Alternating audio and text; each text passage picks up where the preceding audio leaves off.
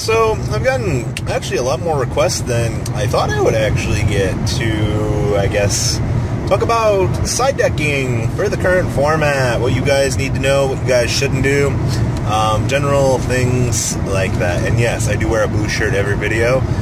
Blue is my color of choice, and I do have a red shirt to the guy that commented on that. So, general side decking things. First off, you guys need to know Burning Abyss, Satellar Knights, Shaddolls, Yangzings.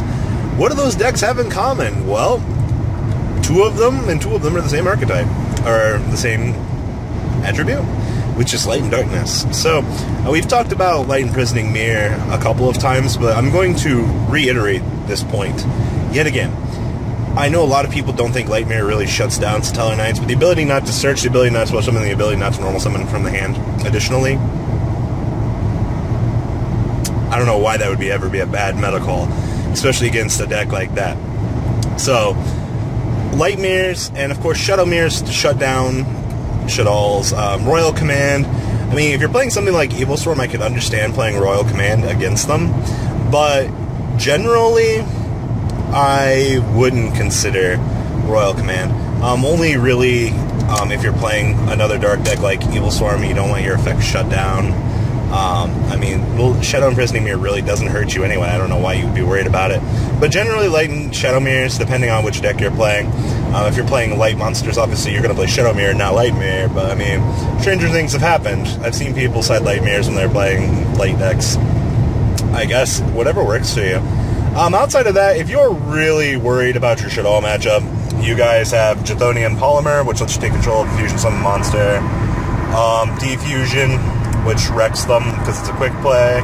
And, I mean, that's if you're really worried about that matchup in a nutshell, which I don't think you guys really should be worried about it.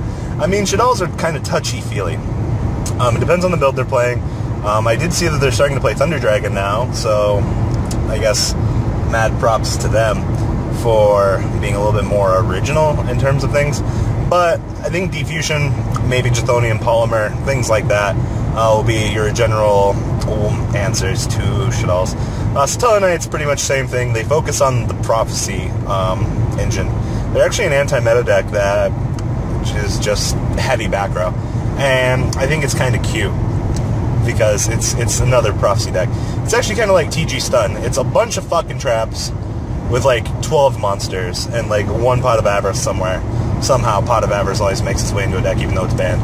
But the general thing is, if you're playing against Satellar Knights, just understand that they will flood their board, and they do have a counter trap card that stops most of your key plays.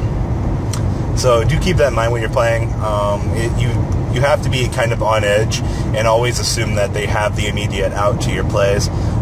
Try to consider MST as your best friend in that matchup, because getting rid of a 1-for-1 removal card at pretty much any free cost, such as that, without, you know, getting punished for it, is always free. Burning Abyss, I still don't know much about the matchup. I've played the deck, or I played against the deck once, and, you know, you can play the 1-for-1 game with them for fucking days, but once, you know, you find yourself in a negative situation, or the board is clear, they have no back row, then they're just free to pretty much swindle on your day. And, you know, they can play Karma Cut, Phoenix Wing, Wing Blast, and, you know, -1 cards like that that can generally have chain ability, make that deck what it is. So, I mean, things that could stop trap cards, maybe 7 tools, probably not so much, but Wiretap would probably be a really good out to that deck. Also the fact that they mill from the deck and trigger, yeah, you guys get the general point there. But in that general matchup, Macrocosmos, Dimensional Fissure. I know a lot of you guys haven't considered those card choices in quite some time. The Evil Storm deck that got first place was actually a very fucking prime example of what you need to do against that deck. And, you know, main deck Macrocosmos, just game over. Like, that's all you need. And if you can't afford Macrocosmos, you can spend some more money and go get some different Dimension Grounds. I wouldn't play that card either, but I'd go play my one-up Macrocosmos. I honestly think that Macro D-Fissure are pretty much going to be your solo outs to that. So Shaddolls, we've already talked about. Throw Forbidden Chalice somewhere along the way in there. Outside of that, Satellar Knights, Burning Abyss. Yangzings. Macrocosmos and Light Imprisoning Mirror ends that deck. understand most of these decks do play Splice Squad. At least I think Yang Zings were trying it. Same thing with Burning Abyss. I think Burning Abyss are playing it as well. But generally, you know, when you go to think about card choices and things like that, in terms of these decks, I would definitely, you know, take into consideration that your mirrors and your basic general removal, like Light Mirror, Shadow Mirror, Macrocosmos, Dimensional Fissure, pretty much will weigh out most of your options.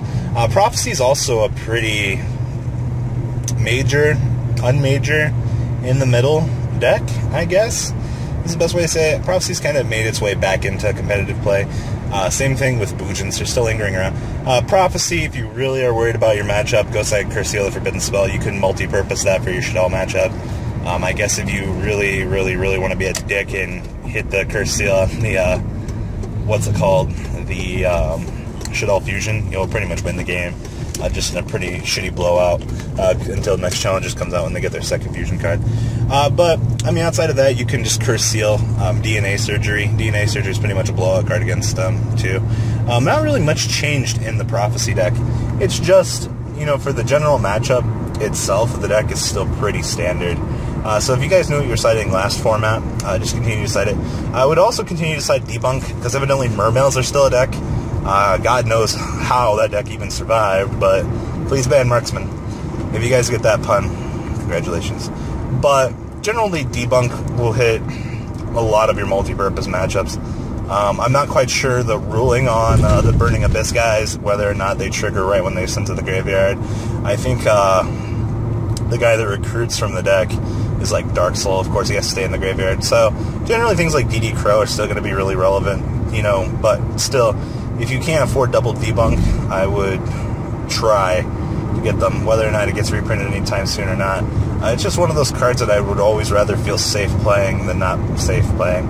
Also, if you don't have Stygian Dirges or Emptinesses in the main deck, I would probably side them as well. You can never be, I guess, too sure what your matchups are going to be in terms of generally weird-ass shit. And to be honest, if you can't afford Emptiness Dirges, you're out to being budget, I guess. But outside of that, Emptiness, DD Crow, Debunk, whichever mirror that you feel you need, Macrocosmos, Dimensional Fissure, the same things that we've been citing, and maybe, baby, call me maybe, Maxi. Maxi is also kind of like Emptiness in a way. You're never going to know when you're going to play against an excessive special summon deck. It's just one of those things that's like, you know, the deck exists, and you never know when you're going to need a Maxi or an Effect Veiler to kind of poop on someone's day. Infinities have kind of taken a back seat, thank God. Oh God, I hated playing against that deck. Wombo Combo Wernities. You Wernity players should learn to not top deck Archfiend and give us players that play other decks the chance to play Yu-Gi-Oh! It's not fair you guys can top deck one card and go +7 for no reason. So, outside of that, yeah, most of your side deck choices are going to be pretty bland. If you guys are used to playing in current formats like this, there's a lot of diversity. Diversity is not always a good thing. Keep that in mind, because it makes side decking so much harder than it needs to be. So, guys, leave a comment down below. Tell me what you guys think about the evolution of Yu-Gi-Oh! It's coming along quite nicely, whether or not it's for positive or negative connotation. But definitely, diverse formats like this make side decking 70 times harder. And that's where diverse cards like the mirrors come into play for multiple matchups, Curse Seal, the Forbidden Spell, general things like that. So guys, leave a comment down below. I'm pretty sure I missed a couple things, but yeah, help out the viewers, guys. I'm out. I hope you guys enjoyed this video. Please thumbs up this video to show your support, and please check out Vanguard 40 for Cardfight Vanguard, MKohl Games for miscellaneous trading card games, and No Limit Gaming for a brand new series of Yu-Gi-Oh! Videos. Thanks for watching.